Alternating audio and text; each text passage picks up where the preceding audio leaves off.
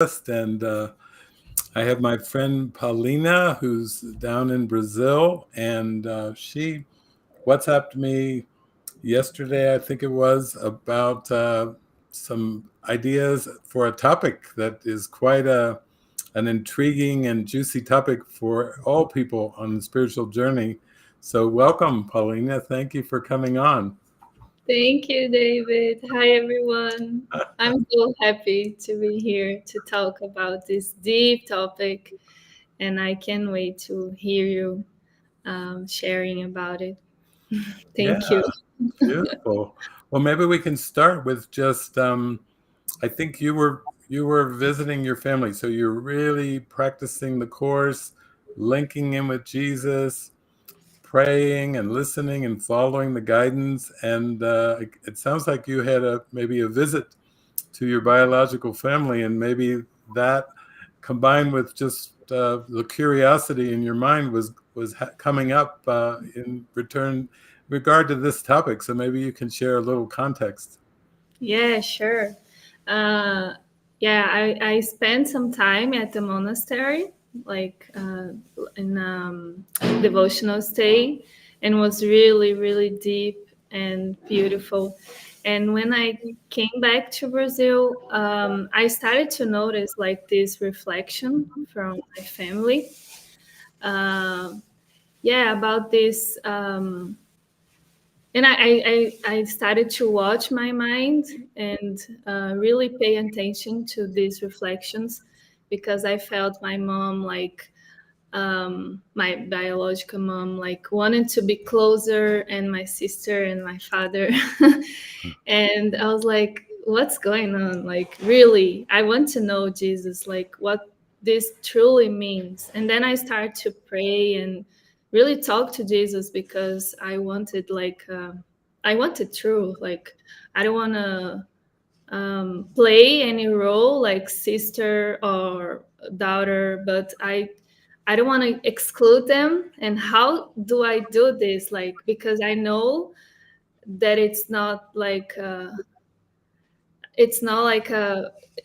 family as we learn in the world. So how I do this, like how I truly include them in this spiritual practice, like without playing roles. And it was funny because my father, he's so cute. He called me and he said, "Oh, I want to ask you something." And I say, "Okay, Dad." And he's like, "I need you to take care of your sister." And I freeze and say, "Tell me more. What do you think about this?" And I was like inside my head, "Jesus, please come here and translate this to me." And then he started to share, like, she's so sensitive and she misses you. And now that you are there with Frequência do Amor, you need to include her. And he actually said this word, like, include her. And then I stopped and I realized that I, like, somehow was like excluding them. And yeah, I was praying and say I need help to really heal this and not exclude, and really include them, and without playing roles. And I was watching actually like the many different reflections since I came back. Like, all my friends here are like having children. And I was watching this, and actually like close friends that I have a deep connection, that have deep connection with family, as like the word teaches. And I don't know, like, I've been sharing with you that this subject about uh, family, it's been like very I don't know, unwinding for me. And I know that many students have this too, because it's a strong self-concept. So it feels really good to be here to talk and to to shine some light, true light, Yeah, about this. yeah, that's beautiful. Well, it's so beautiful because I've been doing some live broadcasts about the Course in Miracles workbook lessons, and basically, Jesus is starting out with mind training on lesson 1, telling us that what we perceive doesn't mean anything, and that we've just given egoic meaning to everything that we perceive, and that we have to change our purpose. And at the beginning, he's not calling it purpose so much in the workbook lessons as he's saying, he calls it your own best interest. So your own best interest being happiness and peace and love and joy. But he's saying in no circumstance do you perceive your own best interest. And then the next lesson, he says, everything is for your own best interest. And so I think it comes down to that self-honesty and authenticity. And when we talked yesterday, you were saying, yeah, wow, I'm watching it. I'm really watching it. And I think that's part of the practice of mind training. We watch our emotions. We watch if there's a trigger. We watch if we're pulled or swayed, because surely we can see that the world as we've perceived it in the past, we perceived some people as more important than other people. Certainly the family has been very much a part of this, the image and the self-concept that the ego made. And yet, whenever we talk about just please show me to see everyone equally, or love everyone equally, or love everyone unconditionally like Jesus did, then we start to notice that in the world and on the timeline, this inclusion exclusion thing is very strong. And I think we could say that inclusion, however we define it, included in a family, included in a partnership, included in could be anything, a country or a culture or a society, that inclusion oftentimes is associated with love. And then exclusion is often associated with hatred or bitterness. And so, like your dad, saying, can I ask you something? And, can you take care of your sister? It's kind of like underneath that is your sister needs to be loved. And then whatever that would mean, your sister needs to feel loved. So it seems like when we're on the spiritual journey, we start to come to a self-honesty about this love. We can start to begin to realize, when we do the course and we go through those 9 chapters on special relationships, chapters 15 to 24, they're pretty overt, saying that love is not partial. Love is holistic. When you love wholeheartedly. And so we get a glimpse of that from the text. And then when we get into the workbook, we hear Jesus coming on even more strong with it, saying there is no love but God's. That truly love, since God is love, you have to really have that direct connection with God. And that in that sense, you do have love. You do experience love. So it's different than possessive love, because this love is all inclusive, and it doesn't have any aspect of exclusion. We're being told by Jesus that God doesn't exclude. God loves equally and forever and for always and eternally. And when we look at this world, we can see that the whole world seems to be a projection of the ego, and the ego is the belief in separation and exclusion. So we're starting to think, oh my gosh, I need to be rinsed. My mind, my consciousness needs to be rinsed of what Jesus calls specialness. But another word for specialness is just judgment. When we're looking at somebody and we're judging, oh, even that they're special or more special than another person, then that's a judgment in the mind. And Jesus is teaching us that you don't know love when you judge, that judgment and love don't go together. So it's kind of interesting, because I know when you came to the monastery, you brought up this phrase, family of God. I want to know what the family of God is. And I think that gets right to the heart of the matter, because if we just try to describe it in terms of the timeline and bodies and people, then if you try to pick a certain group or a certain configuration of persons and say, these are my family, then that other group that's the rest uh, don't seem to be part of that family. But you and I were talking when you were here at the monastery. It's like a vibrational thing, or frequency to more. It's really a frequency thing. It's like a frequency in your heart, a frequency in your mind. Yeah, but what do we do when we, because of this frequency, I noticed that I feel more connected with some people, but not like the people. It's because we have projects together, we collaborate. So, and sometimes I watch it my mind and I see this, like it feels like a guilt maybe, that I was like more closer to Michelle, for example, or Patty or Ligi, that works with these projects here, than with my sister.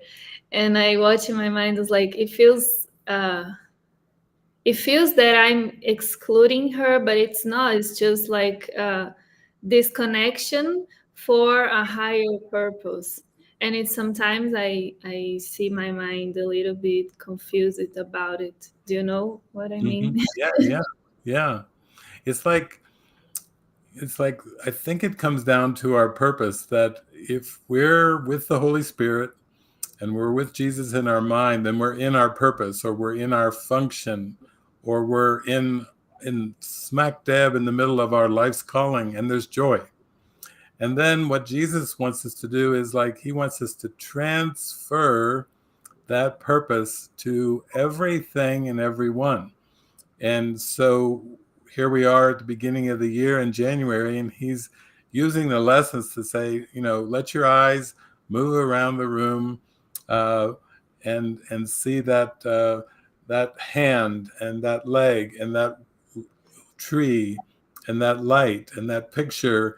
Um, let your mind apply the lesson of the day to everything, and let your eyes move around kind of in an even pace, so you don't emphasize one object or one image more than the other.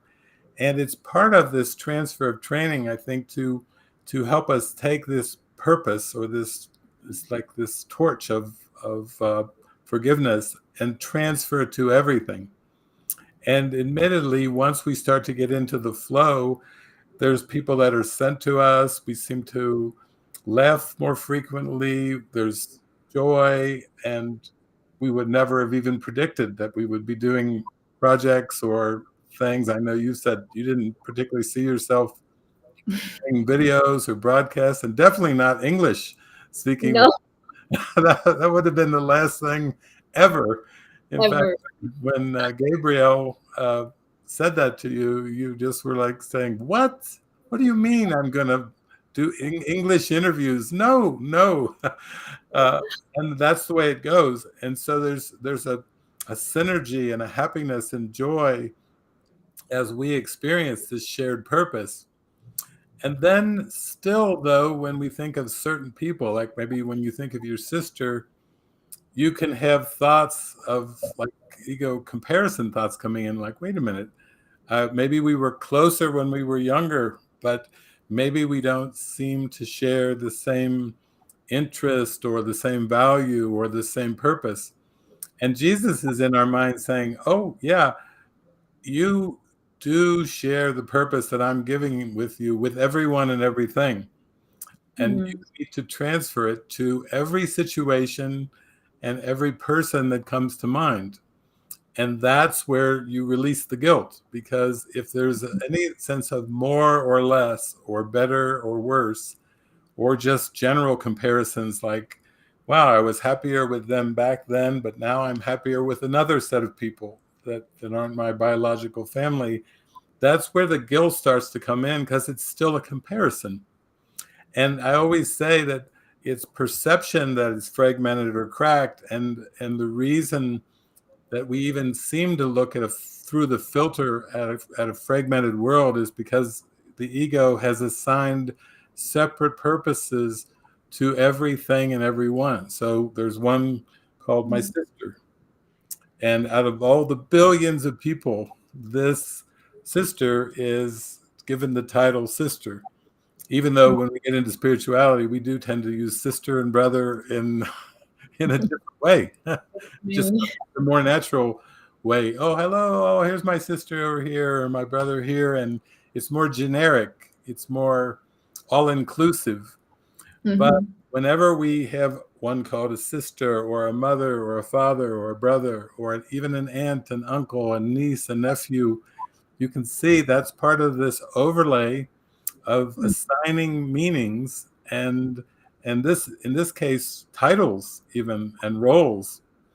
And there was a recent episode of The Chosen where Jesus went back to Nazareth to visit his mother, Ima, and it was Mary, but they like an affectionate name, Ima, and then the I guess his James and Jude, his biological brothers, had left and gone to the next town when Jesus was visiting, and then Mother Mary was making some excuses. Well, you just gotta love them, let them be, let them do their thing. But Jesus hadn't been back there for a long time, and instead of having a big family celebration with brothers there, it was just Mother Mary and Jesus talking. And then he met Lazarus, and he met his old friends, and the thing that you're wanting to explore was on full display on that one Chosen episode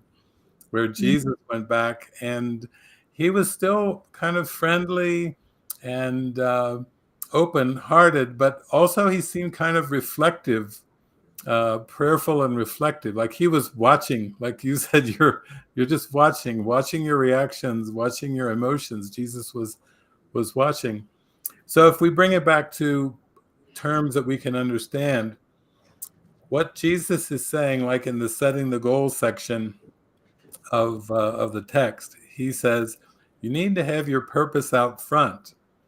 And if you decide in advance what the purpose of the interaction is, what the purpose of the talk or the encounter, if you decide in advance that your purposes will say peace or joy or love, and you hold that firm in front as you go through the situation, then you will perceive everyone and everything playing their part perfectly. But if you don't have a clear-cut purpose, a very strong, clear-cut purpose in front, then the situation just seems to happen, and then the ego looks back on it and goes, my dad's trying to get me back together with my sister, but she's still my sister. It may try to bring in sow some seeds of doubt, like, am I not loving enough that this has to be brought to my attention? am I not loving enough that I get a phone call? like, like, and the tendency is always when we're looking back on something and we're feeling like something's lacking or missing, then it's the ego. As the ego is the belief in lack. The ego is the belief in conditional love, in partial love, and it always wants us to be on edge. Did I love enough? Was I a good enough sister? And Jesus is saying, well, you'll be the perfect sister when everyone is your sister. You'll be the perfect brother when everyone is your brother. And it's going to take some mind training to get there, because it's not our default program as we come to this world. Our default program is specialness and exclusion. And in this world, exclusion is love. And total inclusion would be seen by the ego as a joke. It would, oh yeah, you're supposed to love everyone. Haha, the ego. A utopia, like something very far away, right? Yeah, that's it.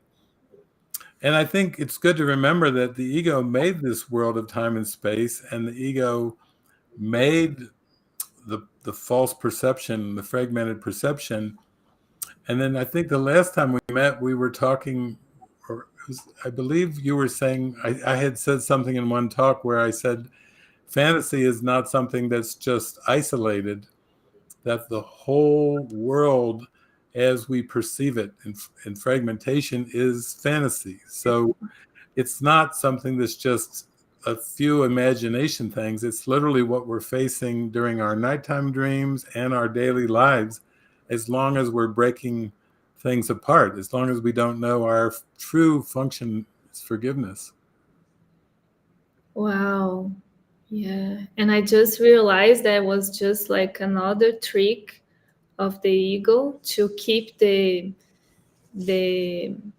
excluding game, because in my mind the story was like this: no, I don't want to play this family role, so it's like no for like sister or father and mother, so it is still like excluding, because it's like it's not like uh neutral, you Yeah, know. yeah, It's like it's something that I want to, that I don't want to, but it's still something that I don't want to, right? yeah. That's like those workbook lessons. I have no neutral thoughts. I see no neutral things. So if I don't have, if my thoughts are not neutral about my family, then I won't see my family in a neutral way. And for some people, they think, oh, neutral sounds kind of boring and bland and everything. Well, actually, the Holy Spirit sees the world of symbols as neutral, so that the Holy Spirit can impart the true meaning, the true word of God, the true unconditional love to our mind. The Holy Spirit sees the symbols, the images are just symbols. They're neutral symbols. So I think that's good, because when you get deeper into it, I think the desire is to feel love toward everyone, but you've just identified that sometimes it's a push away. Like, well, I have important things to do and important people to see that are in with my function, and then if they're not in my function, then they don't seem to be as important. And Jesus is saying, well, it's a way of looking. So I want you to see everyone as included in this love equally. And yeah, that's very, very astute to start to notice, oh, I have a little bit of a push away there. Wow. And also, we've talked in the past. I remember before you and Gabriel got married, you would say, "Oh, my mom is saying, are you going to have children? And when will I No, get no, we actually say, when you gonna give me a grand. okay?" It was that, and then you had a reaction like, "Oh," because there was a strong expectation, and of course, that's how the ego made the world, with lots of expectations, parental expectations, expectations of children toward their parents, and children, siblings toward each other, and even in partnerships, there can be really heavy expectations. Like one of them is put me above everyone else in the world.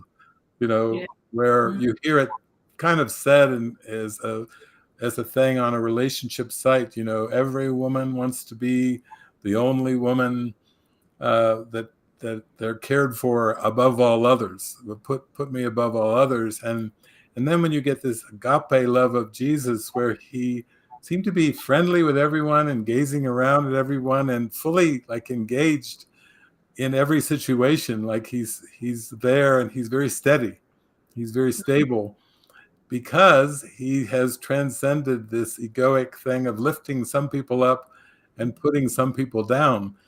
And that gets just seen as to be, oh, that's just the way the world is. And Jesus is saying, no, you don't know the real world.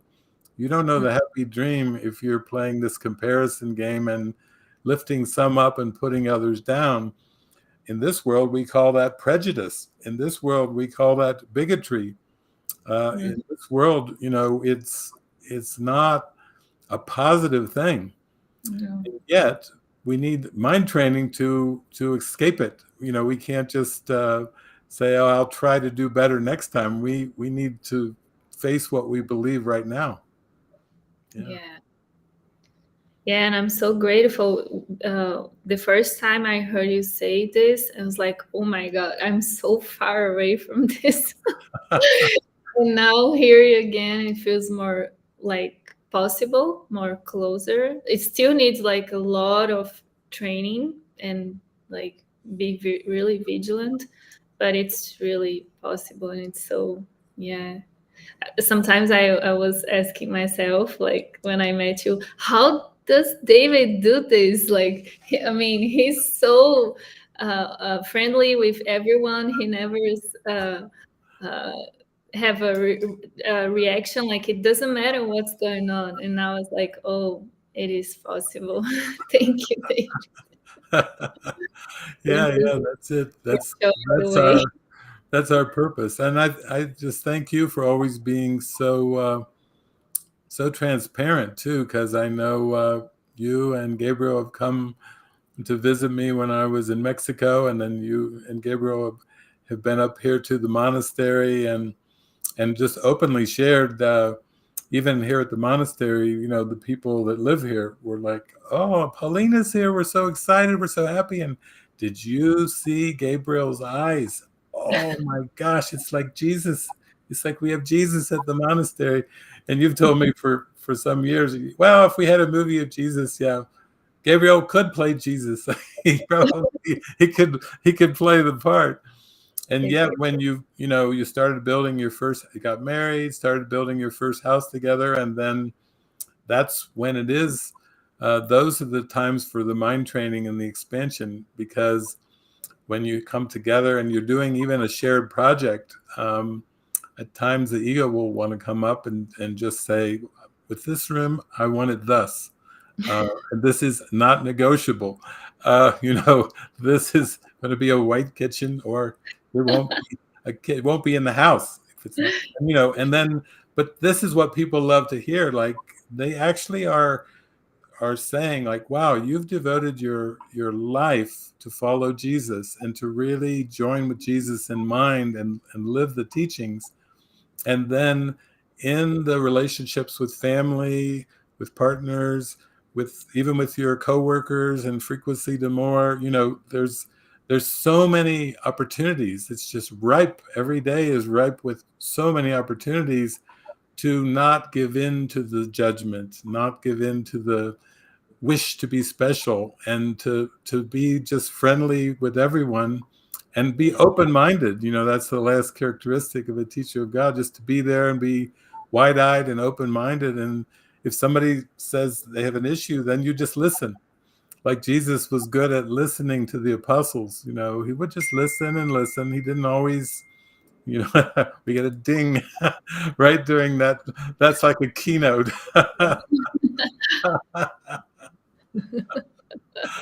So that is quite a high calling. We have to admit that we have a very deep and profound and high calling, and then to really stay with it is no small thing. No, it's definitely not. Like many invitations to compromise, like this thing, for example, could be something because if I wasn't like really, really present, like could like go just pass through and say, oh, that's normal. Like it's just my father calling me. No, I know it's not. I don't want to call this. I want to be free, really, from like, and I think my prayer is, as you said, like when we were at the monastery, we did like the Christmas tree with the prayers, and the true connection and give as God gives and love everybody with no exception was my prayer. So I knew that this like family of God theme that still that uh, arrived Mhm. at the Florida retreat, and when I came back I was like, okay, Jesus is answer me, so it's not a coincidence.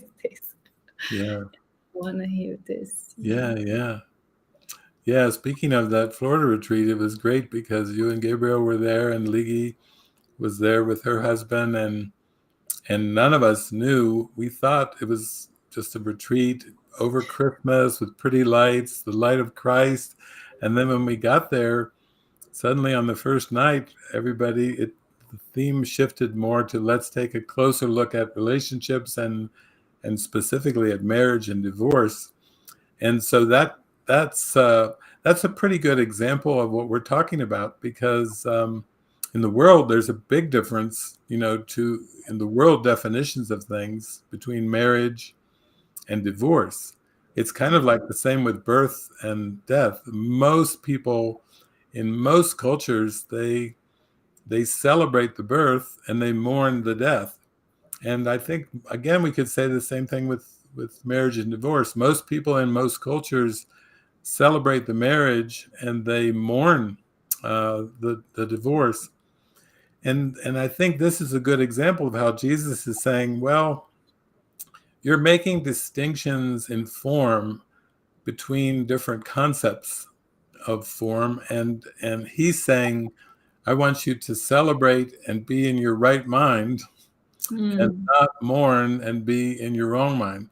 Because wrong-minded perceptions are always just interpretations that involve loss or grief, or something terrible has happened, something has gone wrong, something mhm, in form has gone wrong. And Jesus is saying, well, the filter that you're looking at, the purpose that you're looking at the situation is where the error is. It's an error in purpose in the mind. The ego's purpose produces a lot of dark emotions. The Holy Spirit's purpose, the right mind, it brings a lot of joy and peace and happiness. So right away, when we just look at it from that straight, simple way, we can see that, wow, this Jesus is just really calling us to be right-minded, meaning mhm. be in alignment with God. And Yeah. God doesn't sponsor fear and greed and anger and envy and jealousy, all those emotions, guilt. God is not a sponsor of those emotions. That's what I like about what Jesus has shown me in my life. He's like, no, don't think that, you know, God has anything to do with those emotions, because if you do, you're going to be afraid to meet your creator at some point. You're going to you're going to have some fear and trepidation of meeting the creator. And he said, no, you will feel the love when you finally meet your creator, when you see the true relationship you have with God, then you will feel joy. So this is our little laboratory, our linear laboratory of time and space. Really, it's our mind is the laboratory, and that's why every time we talk, we seem to come back to, oh, what's going on in my mind? Yeah. I have something here in mind. Maybe we can talk about it because um, there is one teaching from you that I always carry with me, that it's about um, the desires and expectations that we have uh, from the world. And you always says that when you want something from the world will want something from you back, right? Yeah, yeah, And when we talk about marriage or families and like relationships, how this applies, because for example, in this case I feel that my mom is like feels like they want something from me, like my dad wants me to be closer, my sister wants me to be closer, like yeah, maybe we can talk about it, like it feels good to shine some light about this. yeah, yeah.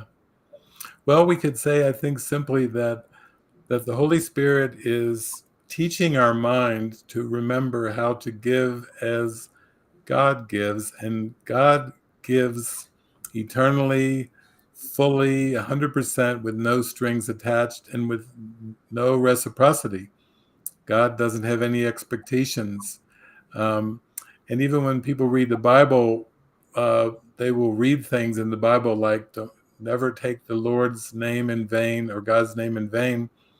And they'll put that on as if like God's expecting you to not curse. Don't ever curse, and don't curse with God's name, or that's not good at all. You're in trouble. You'll be penalized or suffer for that one. And God isn't like that. God is a being of pure love, so God doesn't want to get anything from the creations. God is just extending love to creations forever in a continuous flow, but there's no reciprocity. So I think when you talk about the relationships of the world, whether they're family relationships or partners or uh, biological, kind of connections that seem to be there at the beginning of the time space birth, that really it comes down to letting go of expectations, and the expectations are coming from the ego, which is the getting mechanism. Mm. So if we believe that we need to get something from the biological parents, we'll say our mom and dad, um, then it carries on as almost like a broken record. It carries on as a difficulty and a problem for us for as long as we expect to get something from them. Even if we expect them to love us, then we remember the St. Francis prayer: I want to love rather than to be loved. Uh, I want to give that I may receive the love. And that's what Jesus is teaching us. If you give love, you'll receive it for yourself, because giving and receiving are the same. But when we look to parents for approval or some version of love, that it could involve frequency of contact or frequency of communication. It could be involved going to Christmas and birthdays and getting presents. And then if we don't get the presents, oh, what happened? What went wrong? Did I do something wrong? But quite simply, it's the getting mechanism in the Mm. mind, which is the ego. And God did not create this getting mechanism. So Mm. if we just use our relationships, whether they're partnerships or family relationships or work relationships or our neighbors or anyone, just for the giving, just to be the bright light and to give, then we receive that light in the giving of it. And then we remember that we are the light because we keep giving it. And suddenly it has to dawn on our mind, oh, we have no shortage of love. We were created as love. We are that light.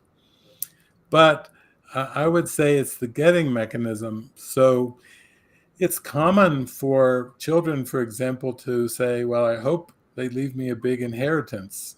Um, and I get the biggest kick. One time I was reading something recently where toward the end of Gandhi's life, he told all of his children there would be no inheritance. Also, I read that just recently, maybe a week ago. There was a singing duo from back in the days when I was growing up called Donnie and Marie Osmond, and they had their own TV show. And they said Marie Osmond will not be leaving any inheritance for her children. She was making a declaration. Now, whenever somebody comes out, whether it's Gandhi or Marie Osmond, people always go, "Oh, wow, that's breaking the norm," because good parents should leave inheritances for their children. But there's a lot of those norms and beliefs. And I think Gandhi was just one of those: live in the moment, give everything you've got in the moment, and you can't take it with you. He was not interested in future. Yeah, he was so into the present moment, nonviolence and peace and love and joy, that it just transferred to everything in his life. And I think for him, it was a very natural thing to say. Mhm. We're just working, doing the mind training, so we can feel it's natural to not expect things from our parents, or with children, not expect things from our children. Even recently, I was doing the workbook lessons, and one of the women wrote in saying, my youngest son just plays on computer games and on his phone so much of the time. And then her husband and her the older brother kind of get very aggressive with the younger brother, and she was like, "How do I sort this out? How do I clear it out?" And in the end, it's only through the giving. If we can feel the presence of God's love, then that will instruct us what to say and to do to teach that love is equal. We can love everyone equal, not based on whether they behave or don't behave. You still can have guidelines and say, okay, well, if you're not off that phone or computer, then there's going to have to be some guidelines here. You can still do that with loving guidance, but Yeah. your emotional state is one of calmness and tranquility and love. It's not one of anger or irritation.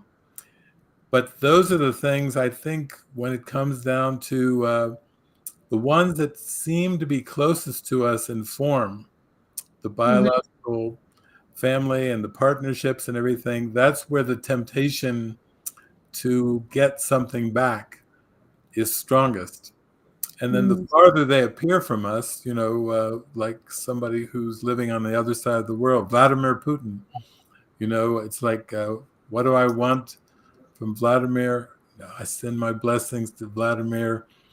But if that cat pees on that white bedspread again, you see how the closer it gets, even if it's a cat, if it's Elvis or something, your cat, you can see how the intensity, the charge, the trigger is there Yeah. because you still expect to get a certain behavior, even Mm. that in your household. You see how Yeah. subtle it is. Yeah, it's the getting mechanism. That's what we're asking Jesus to wash away from our mind.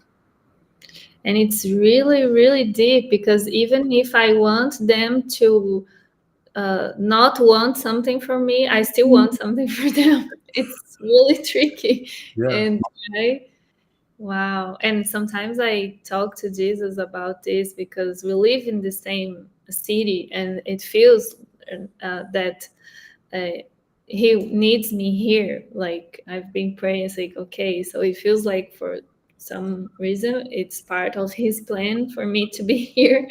yeah, And like, and they invite me to lunch and to dinner, and I have to pray, and sometimes it's no.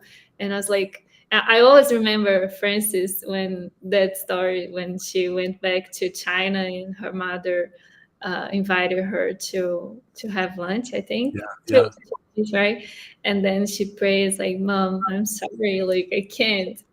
And yeah, it's deep. It's really deep. This like I can't even want them to not want something from me. I still need to pray and uh, wow, it's really deep. yeah, yeah. It's reminding me of my parable when I wasn't only living, doing the course, and not only living in the same city of Cincinnati as my mother, but living in the same house, and that's really close. And then it would be, are you going to join us for a family reunion or for a birthday party? This was a very active family. So as I'm praying, meditating, going very deep inward, and really practicing my lessons, there's these huge amount of invitations that are coming, pretty much many invitations every week, not even a few, many. And then I had to pray to Jesus. I said, you're going to have to put the words in my mouth, and you're going to have to take over of this situation because I I cannot handle this. This is too much. This is too much and too stressful. And so then I would just pray and pray, and I would just really let go. And Jesus was always so friendly through me. He was always would always uh, be thankful. I would say, or he would say through me to my mother, "Thank you so much for asking, and thank you for the invitation. I'll have to pray on that. Sometimes that would come because it would come so rapid fire. Thank you so much for thinking of me. Thank you for the invitation. I'll pray on that."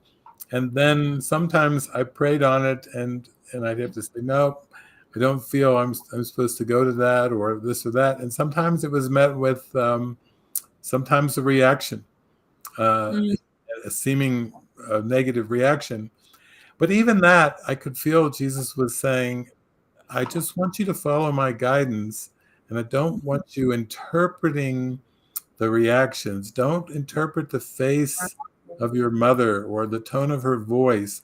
Don't wow. be looking to the effects and judging them as good or bad. He said, I'm just asking you to follow my guidance, and that will help clear your mind of these ego thoughts. But if Mm, you insist on interpreting the reactions, he said, this is going to go very slow.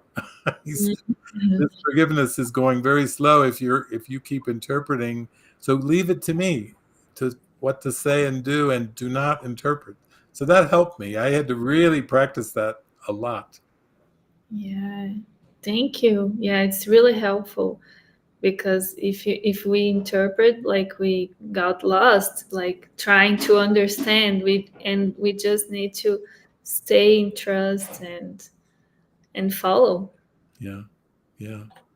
I had a Wow. lot with my family too. I remember a time when I would go occasionally. I would accept to go to a restaurant or a birthday party, but I had my sister and her children and my niece and nephews, and there's expectations even around birthday parties, that Mm-hmm. you bring a present.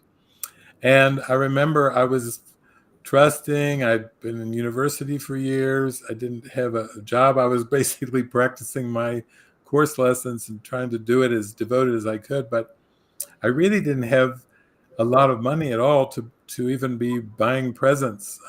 So when I would say yes and accept an invitation to go to my niece's birthday party, then I would get more opportunities at the birthday party. There's So nothing like going to a birthday party and celebrating and having cake and dancing and glee and joy and everything. And then as you go to leave, you say bye to everybody. You go out the door, you're walking to your car, and the little niece comes out with a look on her face. Uncle David, didn't you get me a present today? That's when you need Jesus, when you have the little face of your niece looking up at you and saying, Uncle David, didn't you give me a present like everyone else? And I remember I just closed my eyes for a second, opened them, and then Jesus came in and just gave her a big hug and and said, every time I play with you, every time we share this joy together, that is the present. And she wow. smiled and she said, yeah, that's true. And she gave me a big hug and a big squeeze. And I was like, oh, holy Jesus, that was a big one. If you try to handle that on your own, you No, are walking into that car to the car with guilt. with feeling the worst uncle ever. Yeah. And that's a good example of when you want something from the world will want something from you. My niece saying, Uncle David, didn't you get me a present? But it came and Jesus came through me in a way that brought a miracle. It was literally giving the love without falling into the guilt trap. And how precious is that? That is really what we want to do. Yeah. Even in relationships, when friends say, well, I have to go my own way, or I can't continue on. I remember I was watching the movie Gandhi. And in the movie Gandhi, it's a very long movie, but there's a priest, a Catholic priest, who comes from England to come down. He so admires Gandhi, and he's there to help support Gandhi with everything. But there comes a point after they collaborate and work for years where Gandhi's in jail, and Charlie is the name of the priest. Charlie comes to visit Gandhi in jail. And Gandhi's been praying, and basically there's a lot of conflict between the Hindus and the Muslims, and Gandhi's whole ministry is under a microscope with everybody. There's huge tensions going on around him. Plus, Gandhi's in prison, and so basically Gandhi has to say, "Well, Charlie, I think I think you've served very well here, and our time of being used together in a collaboration, it's ending, it's over. And oh, Charlie looks so sad. Like having Gandhi say that to him. Charlie is so sad. His whole face is almost like he can't believe that he's hearing those words from Gandhi. And then Gandhi, here comes the presence of God through Gandhi. Gandhi just smiles very softly and says, Charlie, for us, there are no goodbyes. So Oh, even in form, though it yeah. was a goodbye, Mm, content, Gandhi smiled and with his twinkly eyes, behind prison bars even, says, yeah. his dear, dear, dear friend Charlie, for us, there are no goodbyes, meaning we're forever. We'll be in love forever. But in terms of the form, this is the way that it needs to go. And if you could transfer that same thing to even relationships, is such a grief with a loved one dying or a partner leaving and saying, I'm going my own separate ways. There's so much grief and darkness. But if we would just take an instant to just pray to Jesus and say, just show me this through your eyes and give Mm, me the words to say, we would be able to let him speak through us. For us, there are no goodbyes. We're our love goes on forever and ever and ever. So those things touched me. You know how I like movies, but when I was maybe in my 20s or whatever, watching that Gandhi movie, those scenes they stay with me forever because they're examples that we can actually live as Christ would have us live. It's not just words or lip service. Yeah, wow. yeah. Thank you. So thank you for coming on. Wow, this is feeling like it's sending a blessing of healing across the universe, Yeah. and I know there were people tuning in. I wrote to a friend of mine last night, Luana, who I think was in one of your online groups there, and she had a call with her mother in Brazil Mm, and just spoke from the heart and was like gonna say, this is what my life is. And yeah, so it's every day we're dealing with these kind of opportunities. And so yeah, what a great chance we have to do this, share this together. wow. I'm so grateful. Yeah. And for our friends from Brazil, we have a volunteer that is gonna help us to translate this beautiful talk. So soon we're gonna share it in Mhm. Portuguese. Oh, beautiful. There's always someone showing up to help. Yeah. And you just mentioned to me there's a new technology you found that does pretty good with accurate subtitles. So maybe you can send me the link on WhatsApp because I thought, wow, if that's an improvement over YouTube's automatic translation subtitles, that would be helpful even for movies where we find a great movie and we want to have some really good Portuguese subtitles that are accurate. Yeah. Yeah. Yeah. Gabriel found this. The other Gabriel that works here in the frequency. We have two Gabriel, two angels. Both of them actually found this, and it's from the other Gabriel's friends. It's a software that people use to put subtitles for Mm. online courses, and it's good. Like you have to pay. I think it's one less than £1 for the minute to Mhm. translate, but it's very accurate. So we are using to translate. Okay. Well, Andy and Nicholas and JP, we'll let our tech team Yeah, I'll look into share. that software. That'll be good. That'll be good. Well, thank you, Paulina. Thank you Thank so you. much, David. Yeah, so happy. Beautiful. And thank you for all of you joining in. It looks like we've got 91 people on with us live today. So how Wow. beautiful. And thank you, Andy, for help us here. Yeah. Yeah. Thank you. Uh, Okay. Many love blessings. Love you. you.